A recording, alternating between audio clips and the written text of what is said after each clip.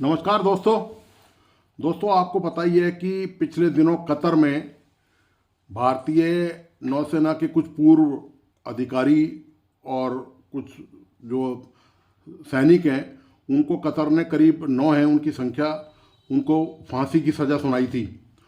उन पर आरोप ये था कि वे वहाँ पर जासूसी का काम कर रहे थे, जबकि सच्चाई ये है कि वो वहाँ पर एक किसी संस्थान में किसी फर्म में काम कर रहे थे और वो फर्म वहाँ की सेना की मदद करती है।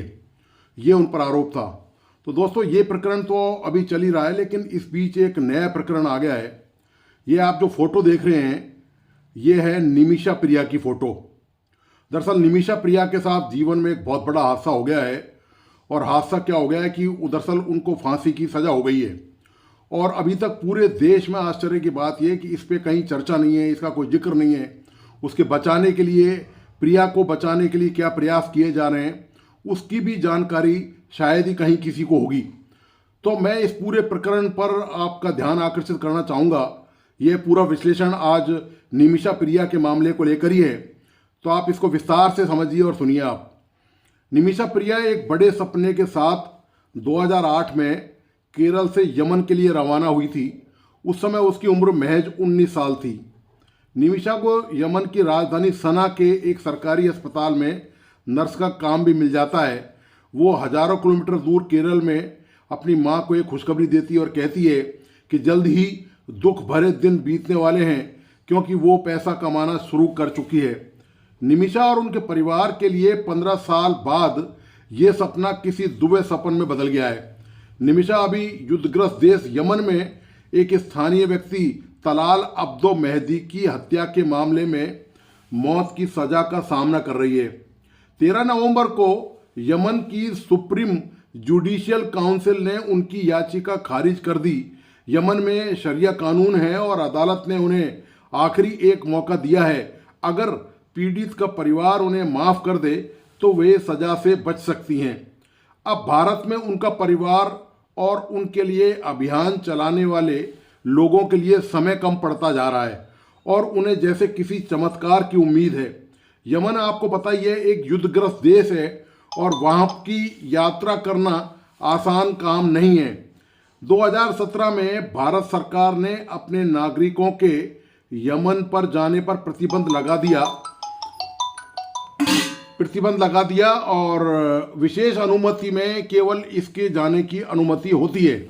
निमिषा के लिए अभियान चला रहे एक समूह save Nimisha international action council ने इस मामले में दिल्ली हाई कोर्ट में याचिका दायर की है। इसमें अपील की गई है कि निमिषा की मां और उनकी 11 साल की बेटी मिशाल को सना जाने की अनुमति दी जाए।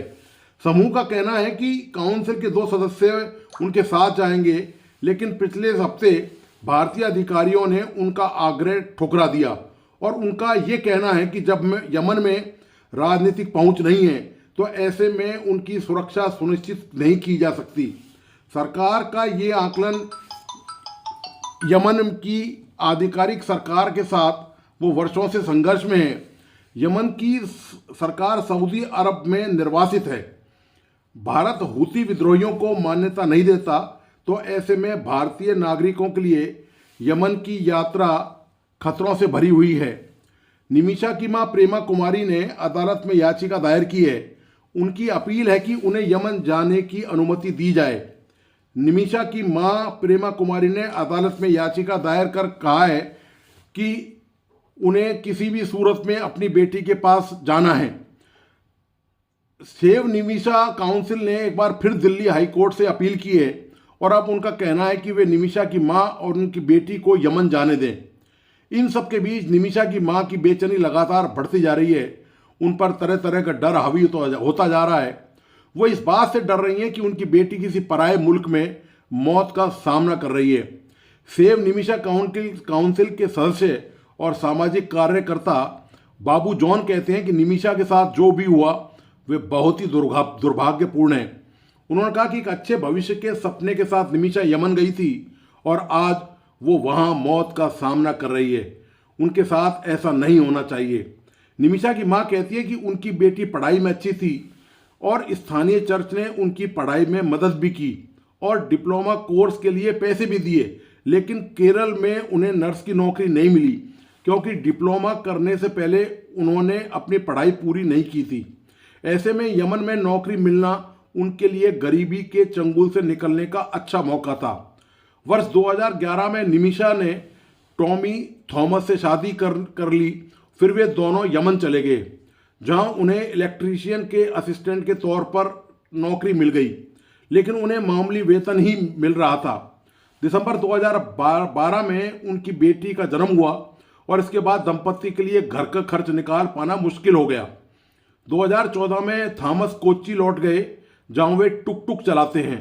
2014 में निमिषा ने कम वेतन वाली अपनी नौकरी छोड़ने और एक क्लिनिक खोलने का फैसला कर लिया।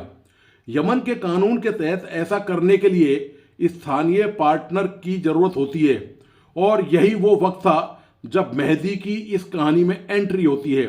मेहदी एक कपड़े की दुकान चलाते थे और उसकी पत्नी ने उस क्लिनिक में बच्चे को जन्म दिया था जहां निमिषा काम करती थी।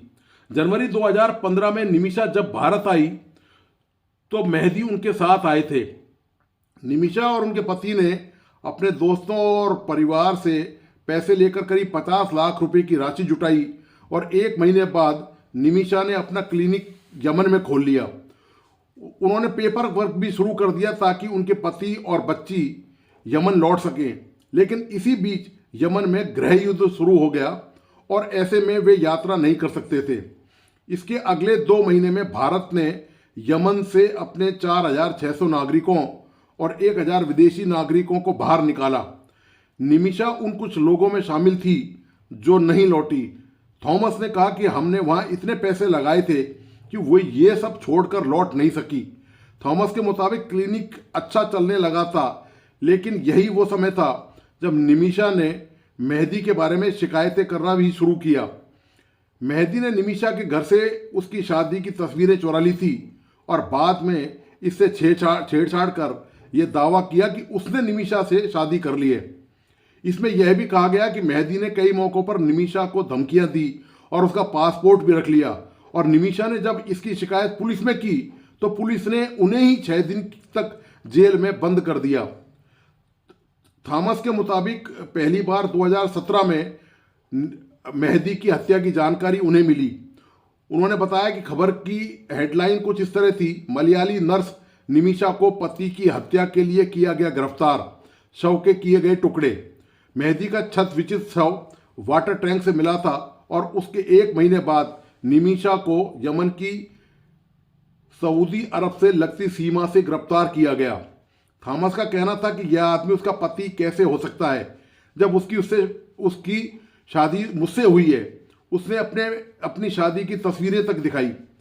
थॉमस ने बताया कि गिरफ्तार होने के कुछ दिन बाद निमिषा ने उन्हें कॉल किया था। वे उस दौरान बुरी तरह रो रही थी। उसने कहा कि यह सब उसने मेरे लिए और बच्ची के लिए किया। वो आसान रास्ता चुन सकती थी और मेहदी के साथ आराम की जिंदगी जी सकती थी, लेकिन उसने ऐसा नहीं किया। प्रवासियों के अधिकारों के लिए काम करने वाले और सुप्रीम कोर्ट के वकील KR सुभाष चंद्रन का कहना है कि निमिषा का इरादा मेहदी की हत्या का नहीं था। वो तो इस कहानी में खुद ही पीड़ित है। खाड़ी देशों में सेमी स्किल और अनस्किल्ड श्रमिकों को प्रताड़ित करने की कहानी नई नहीं है। सामाजिक कार्यकर्ताओं का कहना है कि इस क्षेत्र में कई देशों में ऐसा चलन है कि जो श्रमिकों को काम करने के लिए ले जाते हैं वो उनके पासपोर्ट रख लेते हैं। इससे वहाँ कफाला कहा जाता है। कफाला के जो ज़्यादातर पीड़ित हैं उनमें ज़्यादातर भारतीय महिलाएं हैं जो घरेलू सहायक के रूप में मध्य पूर्व में जाती हैं। निमिषा को यमन में निष्पक्ष कानूनी ट्रायल भी नहीं मिला। अदालत ने एक जूनियर वकील दिया था, लेकिन वो भी निमिषा की मदद नहीं कर सका क्योंकि निमिषा को अरबी नहीं आती। उन्हें कोई अनुवादक नहीं दिया गया। इस मामले को लेकर यमन के अधिकारियों ने टिप्पणी नहीं की। टॉमी थॉमस ने सजा के बाद निमिषा से कहा कि वो उन्हें बचाने की कोशिश कर रहे हैं। सेव निमिषा काउंसिल की वाइस चांसलर और सामाजिक कार्यकर्ता दीपा जोसेफ ने कहा कि मेहदी के परिवार से माफी मांगना और ब्लड मनी देना ही एकमात्र विकल्प है। ब्लड मनी उस धन को कहा जाता है जो माफी के बदले पीड़ित परिवार को देना होता है। केरल के एक विख्यात कारोबारी ने इसके लिए 1 करोड़ रुपए की राशि देने की बात कही है। काउंसिल का मानना है कि केरल के लोग और बाहर रहने वाले लोग भी इसके लिए मदद करेंगे। यमन के सुप्रीम काउंसिल ने जब यमीशा की याचिका ठुकराई थी तो थॉमस ने उनसे बात की थी और वो बहुत परेशान थी। थॉमस ने कहा कि मैंने उसे साहस देने की कोशिश की और कहा कि वो उनकी जान बचाने की कोशिश कर रहे हैं, लेकिन इस पर उसने पूछा कि मैं इसकी उम्मीद कैसे करूं। सवाल दोस्तों इस बात का ये है कि निश्चित तौर पर जो कतर में जिन भारतीय नौसेना के पूर्व अधिकारियों को मौत के दंड के मामले में सरकार बहुत गंभीरता से काम कर रही है, और पिछले दिनों आपको पता ही है कि प्रधानमंत्री नरेंद्र मोदी की जो कतर के जो शासक हैं उनसे भी मुलाकात हुई थी। लेकिन आश्चर्य की बात यह है कि निमिषा का मामला पूरे देश में ना तो मीडिया में कहीं चर्चा में है और ना ही सरकारी स्तर पर इसकी कोई चर्चा हो रही है कि आखिर निमिषा को वहां फांसी के फंदे से कैसे बचाया जा सकता है। सवाल इस बात का है कि क्या निमिषा को यमन के जो तानाशाह हैं, जो वहाँ सैनिक शासन है, वहाँ पर जो क्रूर जो अत्याचारी जो भी सरकार है, क्या वे निमिषा को फांसी देगी? क्या निमिषा को बचाने के लिए ब्लड मनी देनी पड़ेगी? ब्लड मनी आपको जैसा मैंने बता दिया कि यह वह धनराशि होती है कि जो मृतक के परिवार को देनी होती है, और मृतक का परिवार इसके एवज में आरोपी को माफ कर सकता है। तो ये एक प्रक्रिया वहाँ पर सऊदी अरब में भी है और यमन और खाड़ी के कई देशों में ये ब्लड मनी का जो मामला है ये वहाँ पर चलन में है। वहाँ की सरकारों ने ये व्यवस्था कर रखी है। तो अब सवाल ये है कि यदि काउंसिल के सहयोग से 1 करोड़ रुपया करीब या उससे ज़्यादा धनराशि एकत्रित हो भी जाती है तो उससे क्या यमन में ब्लड मनी देने के बाद निमिषा की जान बच सकती है? अब दोस्तों यह मुद्दा और निमिषा की जान दोनों सवालों के घेरे में। पता नहीं निमिषा के साथ क्या होगा, क्योंकि अभी तक तो कहीं से कोई उम्मीद की किरण दिखाई नहीं दे रही है, क्योंकि वहाँ पर सरकार की भी एक मजबूरी समझ में आती है, क्योंकि यमन में एक तरह से आतंकवादियों की सरकार है। तो वहाँ पर, और वो यमन लंबे समय से गृह युद्ध का शिकार रहा है, तो वहाँ पर सरकार किससे करे, और भारत के यमन से राजनयिक रिश्ते भी नहीं है ताकि उनके राजदूत को बुलाकर इस मामले में कोई दखलंदाजी की जा सके। तो दोस्तों अब देखना यह है कि आखिर निमिषा किसके भरोसे है। निमिषा निश्चित तौर पर अभी तक तो भगवान के भरोसे है, और अब क्या उम्मीद की जा सकती है? क्या निमिषा की जान बच पाएगी? क्या यमन की सरकार उनको फांसी नहीं देगी या उनको फांसी देगी? ये अब वक्त पर निर्भर करता है, हालात कैसे होते हैं, परिस्थिति कैसी होती है। भविष्य में आगे आने पर जब भी इस बारे में कोई नई जानकारी होगी तो मैं ज़रूर आपसे शेयर करूंगा। आप प्लीज़ इस वीडियो को पूरा देखिए और इस चैनल को लाइक सब्सक्राइब करना और प्लीज़ बेल आइकॉन का बटन दबाना नहीं भूलें। धन्यवाद, नमस्कार।